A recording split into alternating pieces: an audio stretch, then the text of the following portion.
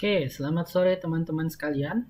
Pada kesempatan ini, kita akan mencoba untuk membuat ujian tengah semester menggunakan aplikasi Microsoft Teams. Seperti yang kita ketahui, pada keadaan pandemik seperti saat ini, kita sangat membutuhkan dan sangat didorong untuk menggunakan berbagai macam jenis e-learning. Salah satunya adalah Microsoft Teams. Mungkin teman-teman di sini sudah banyak yang memiliki pengalaman dalam menggunakan Google Form maupun menggunakan Moodle, maka saya rasa tidak akan terlalu banyak perbedaan. Oke, kita mulai saja. Jadi untuk membuat sebuah kuis, itu yang pertama-tama kita masuk dulu ke kelasnya ya. Di sini saya contohkan misalnya ada kelas rekayasa perangkat lunak. Nah, di sini seperti kuis-kuis biasanya, kita masuk ke menu assignment. Kemudian kita pilih create. Kemudian kita pilih quiz. Nah, di sini akan ada beberapa perbedaan jika teman-teman menggunakan assignment dan quiz. Yang pertama, jika menggunakan assignment, itu kita tidak bisa mengotomasi hasil penilaian. Misalnya ketika menggunakan pilihan ganda, kita tidak bisa memberikan jawaban yang benar di pilihan-pilihan yang kita berikan. Kemudian kita juga tidak bisa menggunakan fitur-fitur seperti kata kunci yang bisa kita gunakan di SI. Atau misalnya jawaban matematika paling enaknya, itu bisa kita letakkan jika kita menggunakan menu quiz. Nah, kita akan menggunakan menu yang quiz untuk UTS. Kita pilih quiz. Nah, nanti akan muncul pilihan seperti ini. Nah, jika teman-teman di sini misalnya belum pernah membuat sebuah quiz baru, atau kita belum bikin terlebih dahulu kuisnya di Microsoft Form, maka kita pilih di sini new quiz. Kita pilih new quiz. Jadi nanti ketika teman-teman sudah dilemparkan ke Microsoft Form seperti ini, maka kita hanya perlu mengisikan beberapa hal. Yang pertama di sini adalah title dari si kuisnya, karena di sini kita kasusnya adalah UTS, maka di sini saya akan berikan titelnya berupa UTS. Karena kuliahnya RPL, maka saya letakkan di sini RPL. Nah, untuk deskripsi ini bisa teman-teman isikan peraturan-peraturan terkait UTS, misalnya UTS ini dilakukan secara open book atau tidak diperbolehkan untuk melihat Google misalnya. Nah, ini bisa dimasukkan di sini. Kemudian langkah selanjutnya adalah kita add new. Di sini kita akan mengisi yang pilihan ganda terlebih dahulu, maka pilih yang jenis choice. Nah, nanti akan muncul seperti ini. Ini jika teman-teman di sini sudah terbiasa menggunakan Google Form, maka ini tidak akan banyak perbedaan. Perbedaan utamanya adalah kita tidak bisa meletakkan gambar sebagai pilihan dari jawaban. Jadi kalau Google Form itu kan kita bisa add pictures ya, di sini ada pictures sebagai jawaban. Nah, tapi kalau di Microsoft Form sampai saat ini belum ada pilihan untuk fungsional tersebut, walaupun sudah banyak permintaan dari mungkin guru-guru lain ya di sana kalau kita baca forum-forum. Jadi di sini tinggal kita masukkan saja pertanyaannya, misalnya besok hari apa. Nah, jika misalnya teman-teman pengen di sini letakkan gambar, misalnya ini tinggal dipilih gambar, insert media, kemudian silakan dipilih image atau video. Di sini misalnya saya contohkan image. Nah, di sini kalau misalnya gambarnya ada di komputer teman-teman, silakan pilih yang upload. Kemudian kita pilih misalnya gambar ini. Ini mungkin saya ganti ya. Apa maksud diagram diagram apakah di bawah ini?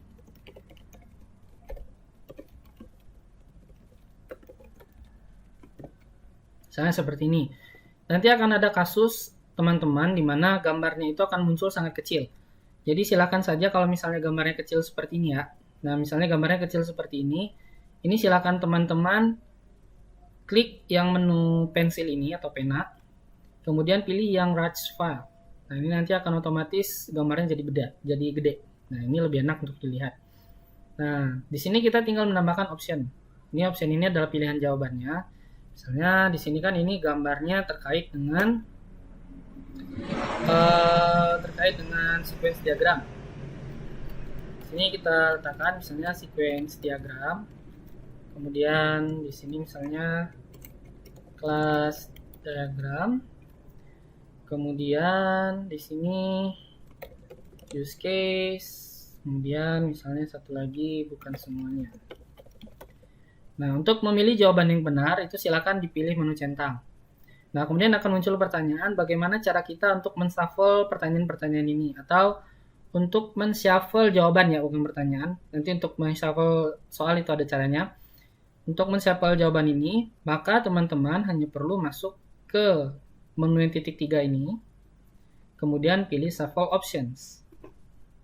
Nah, nanti otomatis jawaban yang benar akan di-shuffle dari keempat jawaban ini. Kemudian jangan lupa masukkan poinnya, jadi ini sesuaikan saja dengan poin-poin yang teman-teman sudah tentukan ya, misalnya di sini 2 poin untuk satu soal. Kemudian jangan lupa untuk diklik require. Oke, ini kita sudah selesai membuat salah satu jenis soal yang bisa kita masukkan dalam UTS. Kemudian, misalnya kita pengen ada jawaban yang bisa kita pilih lebih dari satu. Misalnya untuk menguji apakah anak-anak atau mahasiswa kita tahu lebih banyak tentang jawaban-jawaban terkait dengan apa yang kita tanyakan. Itu kita pilih choice. Kemudian di sini boleh multiple answer. Nah, ini nanti akan otomatis berubah menjadi menu centang. Jadi teman-teman bisa memilih lebih dari satu. Misalnya saya beri contoh soal seperti ini. Manakah yang termasuk UML? Ini bisa teman-teman masukkan misalnya use case, kemudian sequence, kemudian masukkan lagi di sini misalnya DFD, kemudian di sini ERD. Nah, ini kan untuk jawaban yang benar kita tahu ada dua, yaitu use case dan sequence. Itu bisa kita centang keduanya. Nah, nanti mahasiswa kita harus memilih kedua hal ini untuk dinyatakan benar. Nah, jangan lupa untuk di require dan di shuffle options-nya. Oke, sekarang kita masuk ke jenis pertanyaan yang kedua, yaitu misalnya kita ada jenis pertanyaan esai. Maka kita bisa menggunakan seperti ini, kemudian kita pilih teks, dan nanti akan muncul pertanyaan seperti ini. Sebelumnya mungkin teman-teman di sini ada yang menginginkan untuk bagaimana kalau pilihan gandanya dulu, kemudian baru kita bisa ngisi esai. Nah, di Microsoft Teams itu juga bisa kita kondisikan. Yang pertama kita add new dulu, kemudian pilih menu drop down di sini, kemudian kita pilih session. Nah, misalnya di sini esai kita isi.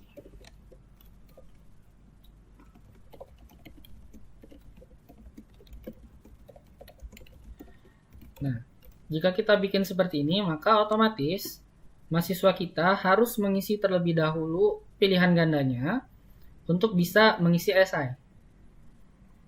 Kira seperti itu. Kemudian di sini, misalnya ya, di sini kita jawaban biasa misalnya. Jelaskan gambar berikut. Ini saya menggunakan gambar.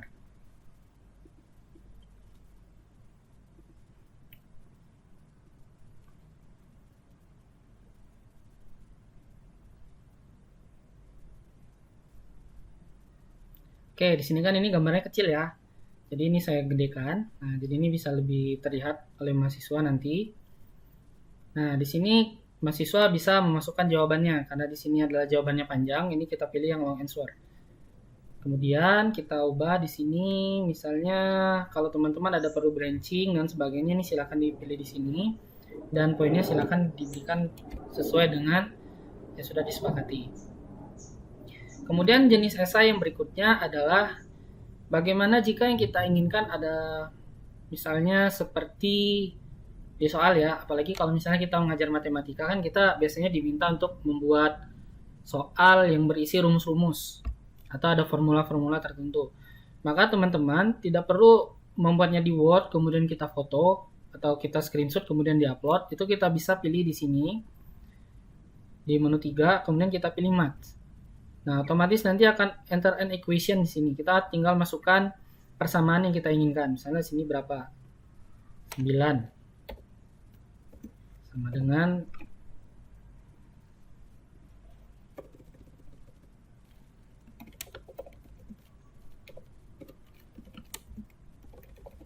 Nah, misalnya seperti ini. Ini teman-teman tinggal memberikan seperti ini. Nah, karena ini jawabannya singkat, jadi saya di sini pilih Han long answer-nya saya matikan.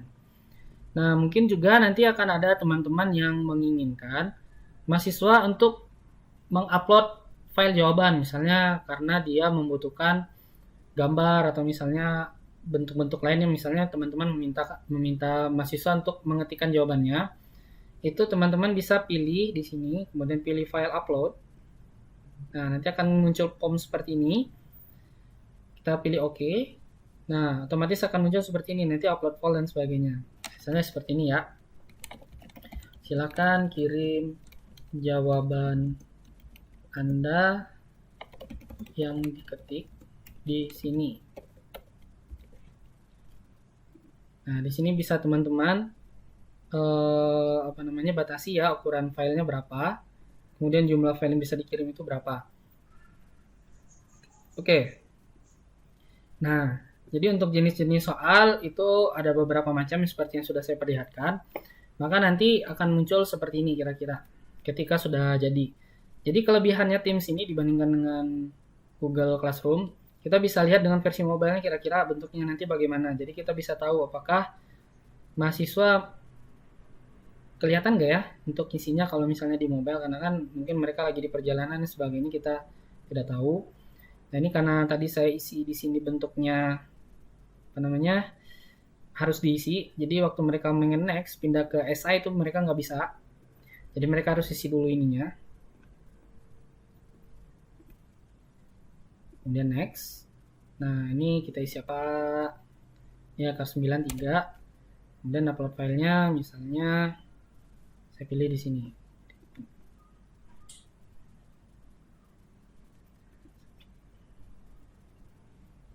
Oke, jadi seperti ini ya.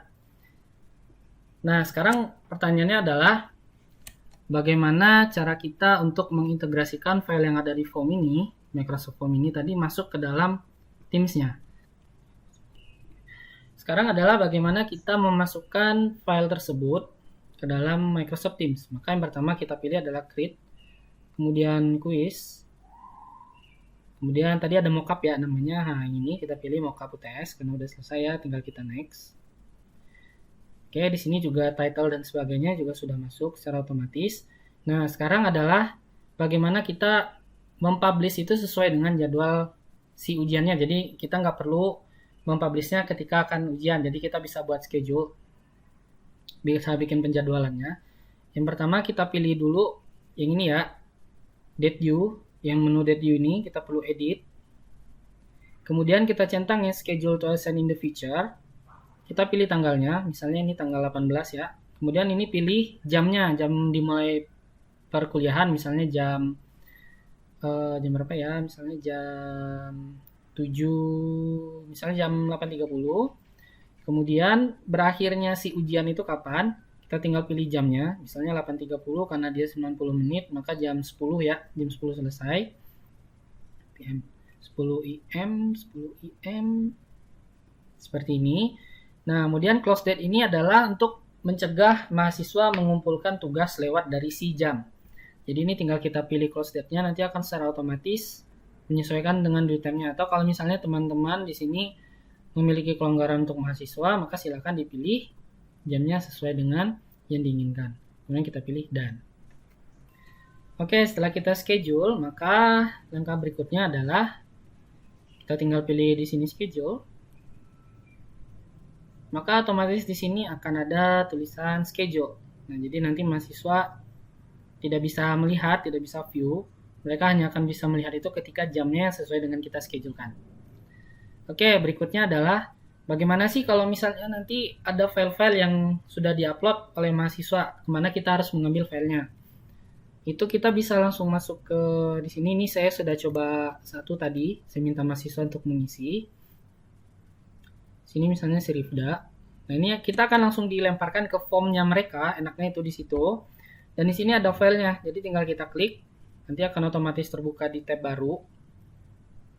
Nah, kita bisa baca. Jadi kita nggak perlu download, nggak perlu kita download. Nanti dia otomatis terbuka. Kemudian tinggal kita berikan nilai berapa. Misalnya di sini berapa nilainya kan ya. Tadi kalau misalnya kita bikinnya automate pengecekannya, maka di sini otomatis akan keluar nilainya mana yang benar, mana yang salah. Nanti akan saya perlihatkan contoh kuis yang sudah diisi oleh teman-teman mahasiswa. Jadi di sini ada filenya. Nah, bagaimana jika misalnya teman-teman di sini pengen lihat folder jawaban dari teman-teman tadi ya, misalnya nggak mau nilainya kayak tadi tuh, kita harus pindah-pindah satu mahasiswa. Terus teman-teman pengen download semua jawaban mahasiswa terlebih dahulu terus dibaca. Nah, itu kita bisa masuk ke OneDrive. Jadi silakan masuk ke OneDrive dari akun teman-teman ya. Kemudian kita masuk ke kelasnya. Di sini ada More Libraries. Silakan pilih kelasnya karena tadi kita kelasnya rekayasa perangkat lunak. Kemudian pilih yang bagian dokumen dan masuk ke aplikasi. Kemudian Microsoft Forms. Nah, di sini akan muncul nih folder-folder dari kuis yang sudah teman-teman bikin. Nah, misalnya di sini, tadi kan kita udah tahu Rifda sudah ngisi. Filenya adalah Airbnb. Nah, ini sama, bentuknya sama. Jadi bisa teman-teman ambil di sini. Oke, yang berikutnya sesuai dengan janji, saya akan memperlihatkan contoh dari kuis yang sudah diisi oleh teman-teman mahasiswa. Maka nanti bentuknya akan seperti ini. Ini saya udah ada yang pernah di return ya. Jadi bentuknya akan seperti ini kira-kira. Ini masih bisa dibuka. Nah, di sini ketika jawaban yang diisi oleh teman-teman mahasiswa itu benar, maka akan muncul warna hijau seperti ini. Nah, jika mereka ada yang menjawab yang salah, itu akan berwarna merah. Nah, misalnya seperti ini ada yang warna merah. Nah, jadi keuntungan utamanya adalah misalnya seperti tadi ya teman-teman, ada jawaban yang eksak, misalnya untuk pertanyaan-pertanyaan matematika, itu teman-teman bisa langsung letakkan di sini kata kuncinya.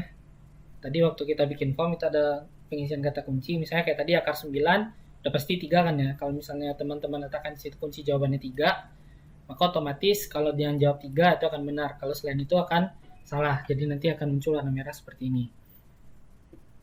Nah, ini salah satu contoh dari kuis yang sudah pernah saya berikan.